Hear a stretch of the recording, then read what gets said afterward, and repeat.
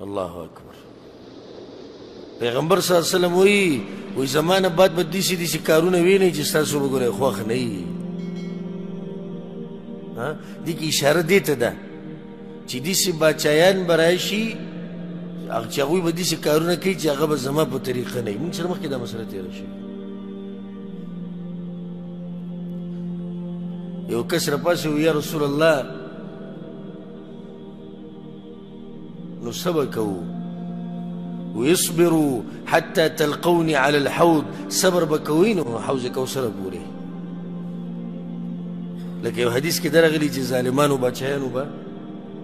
د ظالمانو بچیانو خلاف خروج څه دی؟ جایز دی که ناروا دی؟ ناروا دی. مسلمان باچا ظالم باچا که ظالم ومي خو خلاف د هغه خلاف خروج کول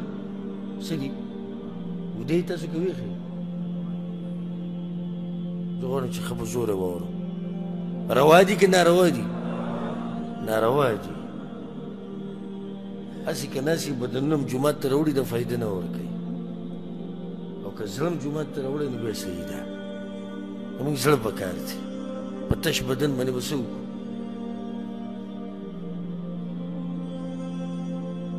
ښه یو صحابي یا رسول الله نو د څو پورې د څو پورې ته چې موږ ته وایي چې دا کارونه به یې نه وي صبر کوئ. نو دغه شان دا چې کله موږ دا وایو چې ظالم باچا په ظلم باندې به څه کوې؟ صبر به کوې د امت د خیرخواهۍ دپاره. نو که یو سړی راپاسې وایي د کومه پورې به د دې بچیانو په ظلم باندې غلي کینو او صبر به کوو، موږ ورته وایو حتی حدیث واورئ حتی تلقوني على الحوض، حوض کوثر ته تلو پورې به د دې بچیانو په ظلم باندې صبر کوو. دا منهج نبوي ده. ما ته پته ده چې ما ته به خلک وایي دا درباري مولا دی او دا دا دی او دا دا دی. دا د پیغمبر خبرې ته اوس مخې ته پرتې دي، زما نه دي. ګورئ سترون بعدي امورا تنکرونها. صحابه کرامو ته وی داسې حالات به راشي چې ګوره ستاسو به خوښ نه وي. یعنې مطلب دا چې داسې خلفا به راشي چې په دین کې به څه کمزوري به وي. یا رسول الله وایي څه به کوو؟ وایي صبر کوئ. نو صبر به کوئ ځکه چې هغه مسلمان بادشاه دی، د مسلمان بادشاه خلاف خو نشي وتی او ټول امت له فساد جوړی به. امام بخاري وایي داسې فتنې به هم راشي. نو بیا امام بخاري پکې نصیحت هم وکړو. ګوره دې حدیث ته د عبدالله بن مسعود رضی حدیث دی. پیغمبر صلی الله علیه وسلم موږ ته وایي چې انکم سترون بعدي اثرا و امورا تنکرونها. زمانه بعد به تاسو داسې حالات نه چې خلک به ستاسو حق نه درکوي، په تاسو به نور اوچتوي. یعنې دا بچه ظالم شو که عادل شو؟ دا بچه ظالم شو که عادل شو؟ ظالم شو که حقداري شاته کو او هغه نه اهل یې مخکې کو. و امورا تنکرونها، او داسې کارونه به وینئ چې ستاسو به خوښ نه. قالوا فما تأمرنا یا رسول الله؟ یا رسول الله نو کوو به څه؟ واورې ښه دا نصیحت د پیغمبر صلی الله علیه وسلم دی. او څوک چې دې خبرو ته درباریانو خبرې وایي وا دې وري او بیا دې فتوا په پیغمبر صلی الله علیه وسلم باندې ولګوي. هغه ورته وی ادوا الیهم حقهم وسلوا الله حقکم. د هغه بچیانو حق به ادا کوئ او خپل حق د الله نه غواړئ. که هغوی نه درکوي جو پرېږدئ، الله به دې تپوس کوي. ویلي دي چې روډ ته راوځه مظاهره وکړه، زنده‌باد مرده‌باد وکړه، روډونه بلاک کړه، مسلمانانو ته نقصان ورسوه، ټیرونه وسېځه، یو غریب پولیس مړ کړه، حکومتي ادارې کې که څوک کار کوي هغه مړ کړه، حکومتي ادارې ته اور واچوه، بسونه وسېځه، رکشې وسېځه، بینکونه خراب کړه، د بینکونو مسلمانانو مال ووسه. ویلي دي څه ویلي؟ څنګه صبر؟ تفصیل وکړو رسول صلی الله علیه وسلم. د هغوی حق ادا کړه، خپل الله ته بس الله نه وایي یا الله زما حق. خدای ونه وي چې د هغوی حق ادا کوي او د خپلو حقونو دپاره روډونو ته راوځي. دی ونه وي. دا زده کړئ دا نبوي منهج او سلفي منهج. په دې باندې ډېرو موږ سره نه لګي په دې نبوي منهج او په دې سلفي کله موږ وایو د مظاهرات او دغه قصې مشې نشته په اسلام دا نشته مظاهرات دا روډونو ته راوته او دا ګاډي سیزل او دا ټیرونه سیزل او دا مسلمانان تنګول دا په کوم ځای کې دي مخکې ورځ کې زموږ په ملک کې څه د یو زنانه کیس روانو په محکمه کې څه ګستاخي کړې وه د پیغمبر صلی الله علیه وسلم دا بریلیان راووتو روډونو ته او روډ یې بند کړو چې په دې به څوک نه ځي اوس خلک خو خبر نه دي مثال کې زه پرې روان یم د پلاني ځای نه ما خپل موټر راته وکړو په دې طرف چې کوم موټر په دې طرف راځي د هغه به شیشې ماتو او د هغه ګاډي له به سټک راچو د هغه ګاډي له به کاڼي راچو ما په خپلو سترګو ویډیو ولیده غریبانان به پکې راتاو شو ما طرف پرلو پته پته نه دوی به شروع کړه د یېرې نه به ورته هغه ګاډی پرېښودو منډې به یې کړې د لکو د کروړو ګاډی به دوی اور به ورته ور واچوي وبه سېزو سی چلې جي عاشقان رسول روډ ته راوتي دي عاشقان رسول څه ته راوتي دي روډ ته راوتي دا تعلیم پیغمبر صلی الله علیه وسلم موږ له راکړی چې تاسو د غریبانانو ګاډي وسېځئ تاسو د غریبانانو مال وخورئ تاسو خلک ویروئ تاسو د بیمار لاره بنده کړئ دا تعلیم خو د پیغمبر صلی الله علیه وسلم نه ښووي مکه کې به پیغمبر صلی الله علیه وسلم باندې څومره سخته وه که نه وه پیغمبر صلی الله علیه وسلم په خپلو سترګو ولیدو سمیه څو ټوکړې شوه دوه ټوکړې شوه ابوجهل دوه ټوکړې کړه کوم ځای کې مظاهره کړې وه جلسه کوم ځای کړې وه پیغمبر صلی الله علیه وسلم لانګ مارچ کوم ځای کړی وه چې ځای کې څه کړي وو هېڅ ځای کې یې نه دي کړي یو ځای کې پیغمبر صلی الله علیه وسلم ونیوی صحابه کرامو مکه کې سبا پلاني ځای ته راجمع شئ ښه د صفا خواله راشئ د مروه خواله راشئ هلته به چې دی باس کوو نه نه دي ویلي که خلک یې راجمع کړي د دعوت دپاره یې راجمع کړي خو د دې قصو دپاره خو نه یې راجمع کړي دا منهج یې زده کوي دا نبوي منهج او دا سلفي منهج الحمدلله په دین کې مظاهرات دا قصې نشته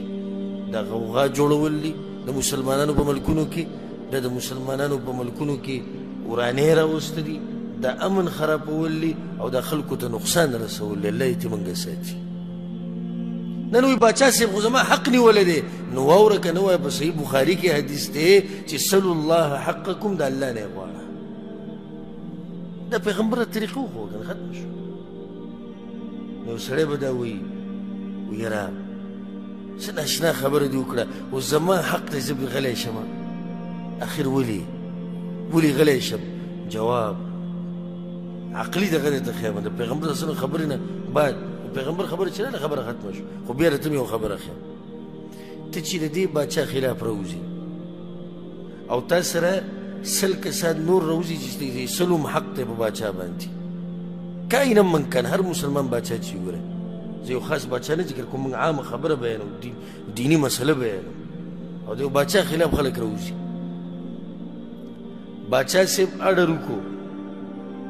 چې دا کسان ونیسئ جیلونو ته یې واچوئ د دوی چې کوم خپلوان دي هغه هم جیلونو ته واچوئ او د دوی سره دا وکئ د دوی په علاقه باندې چاپې واچوئ که داسې نور کسان پکې هغه هم ونیسئ د دوی د کورونو زنانه هم راولئ چې د هغوی نه م انکوایري والو او د دوی په علاقو کې چې کوم پلانې دی هغه ورسره هم راولئ او یو غټه جاخش شروع شوه روډونه بند شو چیک پوسټ یې ولګېدې او هر څه شروع شو د دې هر څه نه د دې سلو کسانو صبر په دې ظلم باندې ښه نه و ښه و که نه صحیح ده چې د دوی سره به ظلم شوی وی خو په لکاو په کروړاو به په امن وی و دوی سره خو ظلم شوی و چې کله دوی راووتو حالات ښه نه شو حالات څه شو ښه خراب شو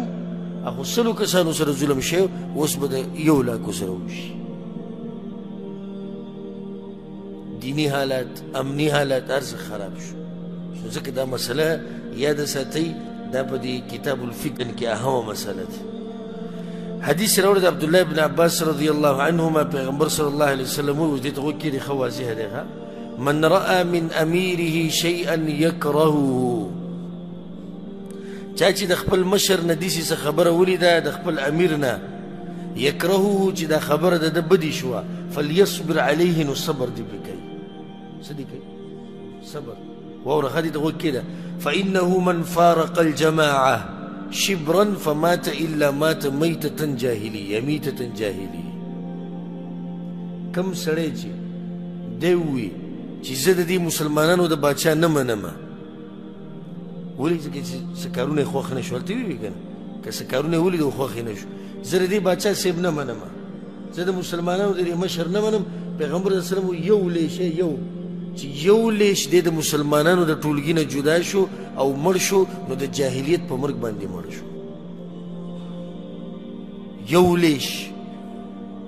او ځکه حدیث کې دا راځي پیغمبر صلی الله علیه وسلم ویلي دي ومن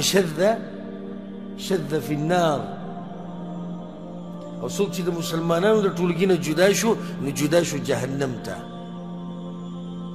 ځکه چې ید الله مع الجماعة یا علی الجماعة د الله لاس په چا دی د الله لاس خو په جماعت باندې دی د الله لاس خو په ټولګي باندې دی او چې سړی د مسلمانانو د ټولګي نه جدا کېږي نو شذ فی النار لاړ کوم ځای ته لاړ جهنم ته والعیاذ بالله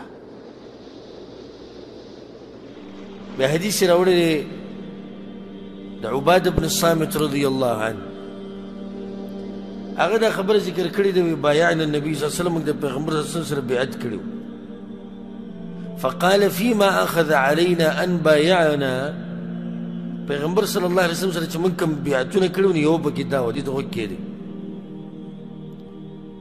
على السمع والطاعه چې تاسو به د خپل مشر د مسلمانانو د باچا او د خلیفه خبره منئ والطاعه دغه طاعت بکوي ګوره په دې باندې بیعت شوی دی في منشطنا ومكرهنا وعسرنا ويسرنا الله اکبر وې د مسلمانانو د مشر خبره به مني که خوشاله یې که خپه یې که غریب یې که مالدار یې که راحته ده که خوشحالي ده واثرة علينا او پیغمبر صلی الله علیه وسلم خو دا بیعت هم موږ سره اخیستی و وی که ستاسو حقونه مو خوړی شي بیا به هم دغه خبره منئ والا ننازع الامر اهله او موږ به د حکمرانانو سره د مشرانو سره د حکومتونو په باره کې جګړه نه کوو یعنی د هغوی خلاف و بغاوت نه کوو الا ان تروا كفرا بواحا عندكم من الله فيه برهان مگر دا ګوره ما تاسو دا مسله بیان کړې وه بیان کړې مو که نه وه راته ښکاري یو 300 ورځې مخکې وه چې د مسلمان حاکم خلاف خو خروج دا خو بالکل ذهن بند که او دا سوچ ختم که دا کیدی نشي صحیح شو د مسلمان باچا خبره سیرته شو ختمه شو باچا دی کافر دی اوس به څه کوو د خلاف خروج جایز دی ویاو جایز دی خو واوره شرطونه ان تروا کفرا چې تاسو وینئ کفر وینئ کفر په خپله وینئ بواحا ښکاره دا نه چې وایي کیدی شي کیدی ډېرې قصې نشته عندكم من الله فيه برهان دریم دا چې تاسو سره به دلیل وي چې دا کار څه دی دا کفر دی او څلورم شرط د نورو حدیثونو نه او نصوصو نه میلاویږي هغه څه دی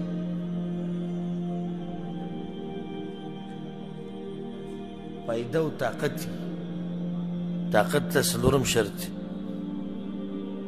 چې طاقت یې تا سره د دې د کم کافر خلاف چې ته راوځې چې تا سره دومره طاقت یي چې د هغه مقابله پرې وکړي او که چېرته تا ته پته وي چې زما سره دومره طاقت نشي چې زه د خلاف راوځم نو بیا به نه راوځې ولې به نه راوځې ځکه چې بیا شر ښه ډېرېږي او نقصان ښه ډېرېږي او دې باندې هم دا دور مکي دی زموږ دپاره کې دا موږ اکثر دی دور مدني ته سوچ کو دور مکي ته نه ګورو حالانکې دا دواړه د پیغمبر صلی الله علیه وسلم په سیرت کې دي دور مکی کې وګوره مشران د مکی مشرکان دي ابو جهل ابو لهب ولید بن مغیره دا غټ کسان دي پیغمبر صلی الله علیه وسلم د دوی خلاف یو ورځ نه دی راوتی د جګړې دپاره په مکه کې ولې طاقت نه او کراوتې وي نو خو یو څو کسان دي د پیغمبر صلی الله علیه وسلم سره دا ټول به څه کړی وی ټول به وجلی وی نو خیر ته جوړېدو که شر ته جوړېدو دا خبره یاد ساتئ